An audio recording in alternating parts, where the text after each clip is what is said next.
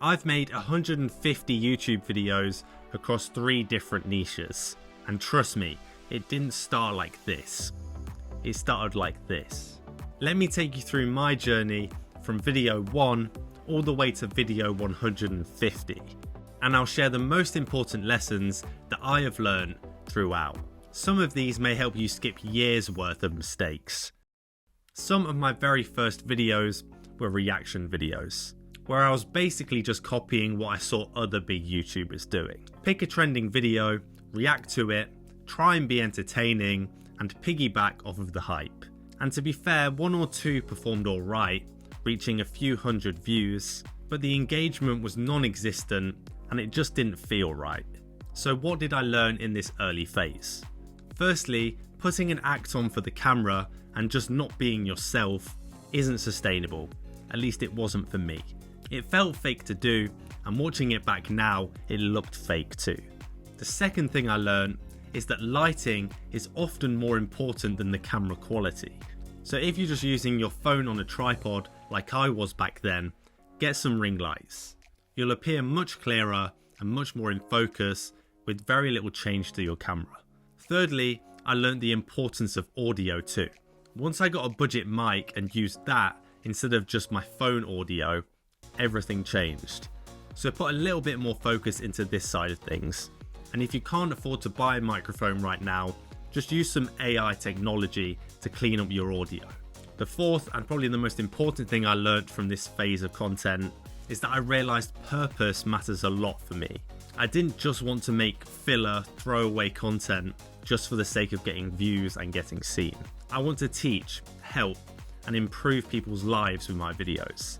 So after 14 uploads of doing this reaction type content, I threw in the towel. Then in 2022, I came back, obsessed with fitness and weightlifting. And this is where I laid the real foundation for my skills. On this channel, I made 90 videos and really focused on improving something every time. Here are some of the main things I took from this experience. During this time and making all this content, I really experimented on different types of video editing. Every video, I would try and add in a different effect or a different graphic.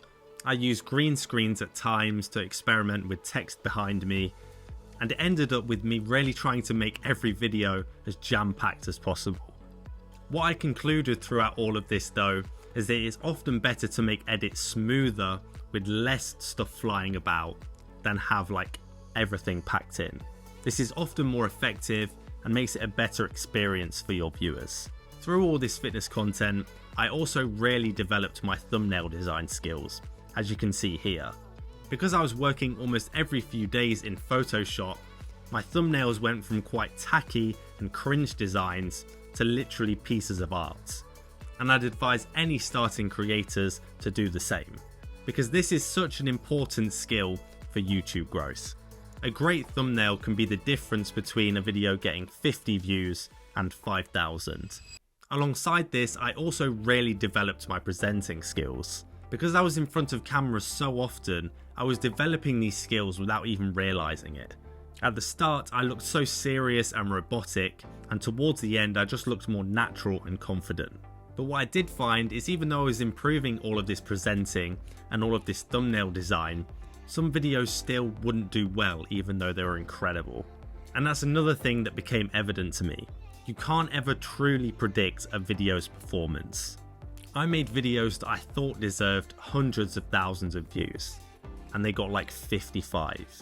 Other videos I almost didn't post because I thought they weren't up to standard, and they got thousands. So what I'd say is, especially early on, never really expect a video to do really well. Just make it, be proud of the video you've made, and then look to the next one. When I got these videos that would have thousands of views though, what I'd find is the hate would really start flowing in the comments.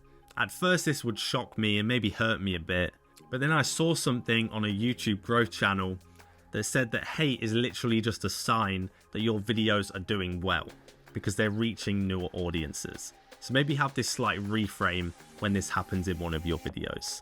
Another thing I learned is when one of my videos popped off and then I made a video very similar to that afterwards, that would also do really well and almost keep up the momentum. So if you have a video that's done extremely well, even better than the others around it, make a similar video to capture that audience again and keep them on your channel.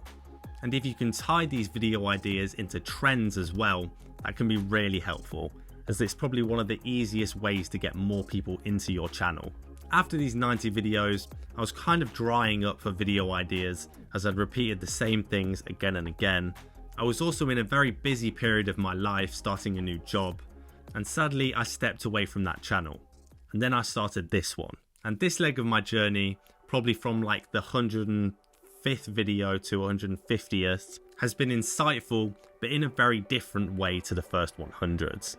I think this is likely because I've already built up the skills, and it's more just about finding a way to get YouTube to notice them.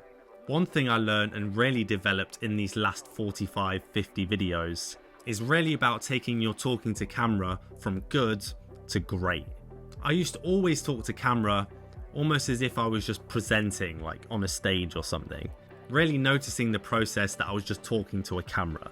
Once I stopped doing this and almost pretended that the camera was just a friend, I realized that my engagement on my videos really increased, and that more people had more of a connection to what I was doing. So one thing I would say is, even though you may have almost mastered talking to camera, there's always room for improvement. There's different ways you can throw your personality in, and just always keep working on that. One thing I also realized as well, the hard way, is that some niches are really tough to break into. Even though my videos at like video 150 are much higher quality, and probably my ones at like 40 or 50, in the fitness niche they were getting loads of views. Whereas here in like the YouTube growth and content creation niche, it's really hard. And sometimes it feels even the best produced videos I've ever made are barely getting seen. And that's why you should never really compare yourself to another channel. You just have to keep consistently going and trying to find new ways to break through. Looking back, I think personally the growth is clear. Not just in quality, but in confidence, in clarity, and purpose. And I am proud of how far I've come. And I know that on one day, it's going to count for something. So remember, even if you're on video 3 or video 80, just keep constantly trying to improve and analysing yourself basically. And don't be scared to try new things or go into a new niche, start a new channel, if it really makes sense to you. And don't pin so much value on the view count. Be proud of the product that you've actually made. Oh, and you know that fitness channel that I was just talking about, that I made like 90 videos on? Turns out after I'd quit that channel, something mad started to happen on it. And that really shows like how you should just continue making content. Watch here to see what happens. And if you enjoyed this video and want more free value, join our email list. See you in the next one.